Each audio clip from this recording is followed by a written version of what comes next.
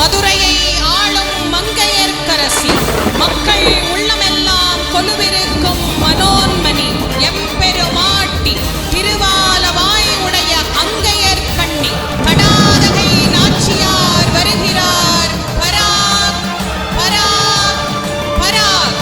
அம்மன் வராளே, பெரியாச்சி வராளே, அம்மன் வராளே, திருக்காட்சி தராளே, முத்துப்பவளமும் மோகன புன்னகை முகத்தில் மின்ன மின்ன மின்ன அம்மன் வராளே.